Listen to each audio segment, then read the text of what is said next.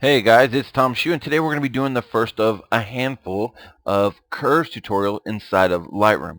Now, a lot of people are intimidated by the curves. I'm here to tell you, if you get past that intimidation and learn how to use these tools, it's the most powerful set of tools in any software package that has curves.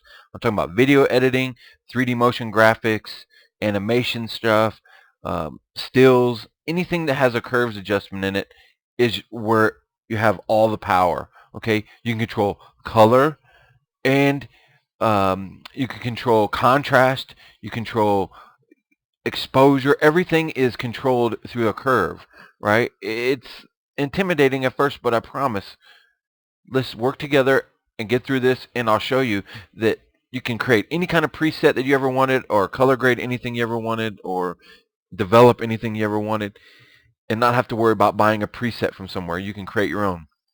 Matter of fact, at the end of this tutorial, I'm going to show you how to do a bleach bypass preset. It's not really a preset. We're going to show you how you can save it as a preset, but I'm going to show you how to do that and explain what bleach bypass is and where it came from. So let's look at the curves. Before we do that, I want to show you one thing. This is a color wheel, basically. We have red, green, and blue. And the reason why I say you have full control of color adjustments with your curve is the opposite of these colors. Blue would be yellow, and green would be magenta, and red would be cyan. You now have the power to make adjustments for any color correction you may have, or color grading. You want a certain look to your image that's unique. You can add these color grades that you can't do any other way. So let's take a peek. The way this is set up is you have this X or this grid, okay?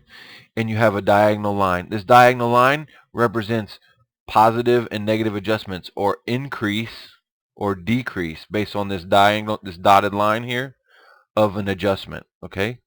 Now, it's broke up. See this histogram here? If you've ever played with the histogram, you know that the shadow information's over here, and the highlight information's over here, and the midtone information's here. This little mountainous area in the background, that's your histogram.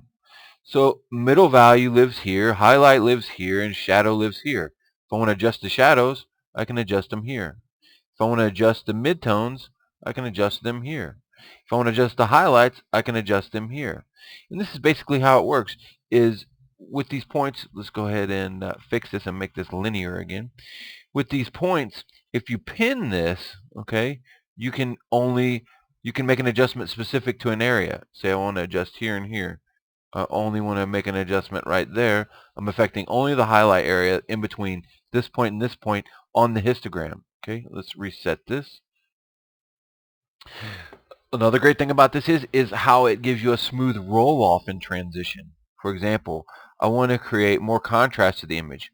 What's more contrast?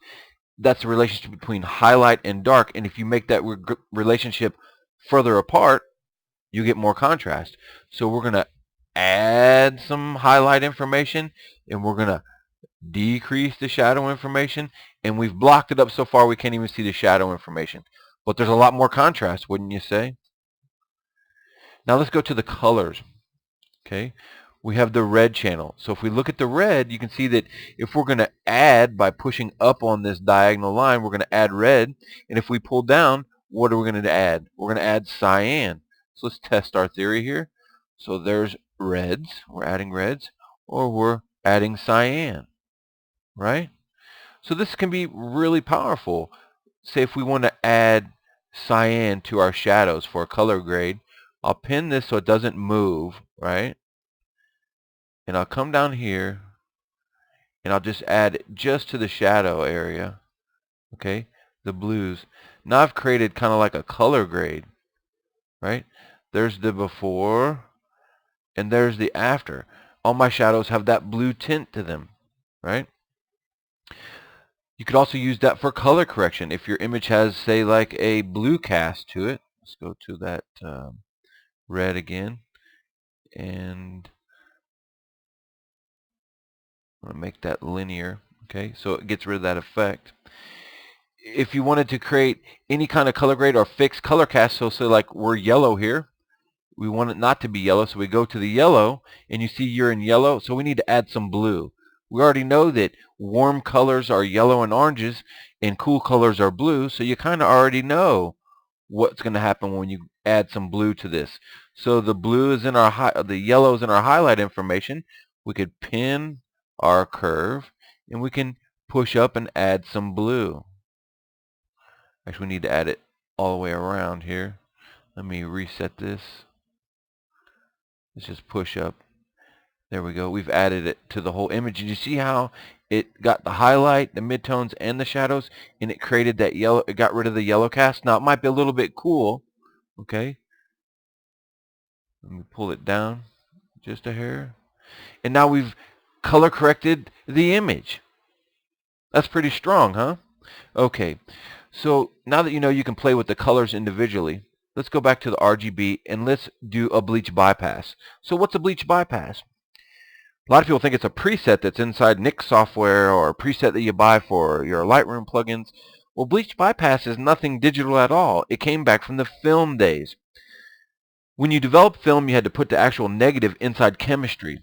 You'd have your developer, your fixer. Well, you also have bleach. Okay. Now the bleach removed excess silver. So that means when you take silver off the negative, you're removing contrast, okay? And then it also would remove color information or color dye so that your image would have full saturation. If you didn't remove the excess dye that was laying on the surface, your image, when you developed it, would look less saturated. So if you skip the bleach altogether and you didn't add bleach, you're going to have more silver and you're going to have the color dye, so you're going to have a more contrasty image and you're going to have a less saturated image. So let's do bleach bypass on this image right here. So what do we say bleach bypass is? A more contrasty image. So I'm going to come here, set one point in the highlights and one point in the shadows. I'm going to create an S-curve. And this S-curve is going to control the amount of contrast in this image. So I'm going to increase the highlights. I'm going to decrease the shadows. And we have a more contrasty image. I'll pull this down a little bit. Okay, so there we have increased the contrast. Now we're going to go in and manipulate each one of these channels independently. So I'm going to pull the reds down a little bit in the shadow area, but I'm going to affect all of the image because it's rolling off all the way up into the highlight information. Okay, let me add just a little bit more there. All right, and we're going to go into the blue, and we're going to add. I'm going to decrease some of the highlights more, but it's affecting all of the image, okay? And then I'm going to go into the green channel, and I'm going to decrease some of this shadow information as my point, okay? And I'm going to try to bring the color within reason, okay? So it's not all jacked up.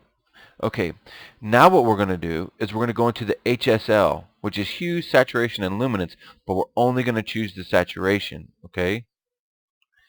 We're going to grab our little color picker. You can go through and set each one of these if you want, but the idea is to pull saturation off the image. We're going to get rid of some of this yellows. Maybe we need to get into these reds here. Let me reset that yellow. I'm going to go right into these skin tones here. If you double click on these, it'll reset them. So let's pull down here. Let's pull down on our reds. Let me just come in and make an adjustment here. I want to just desaturate the whole image. And I just grab them just to get started to see where we're at. And maybe a little bit more here, a little less there.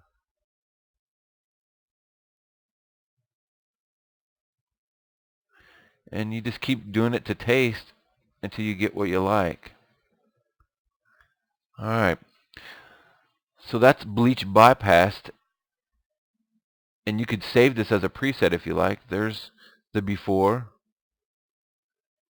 And there's the after. Would you say it's more contrasty with less saturation? I'd say it sure is. We did that with curves and some saturation adjustment. I want to thank you all for taking time to watch this lengthy video. And the ones in the future will be a little bit less, but we needed to cover a lot here today. I want to thank you all for taking time to visit today. Until next time, we'll see you soon.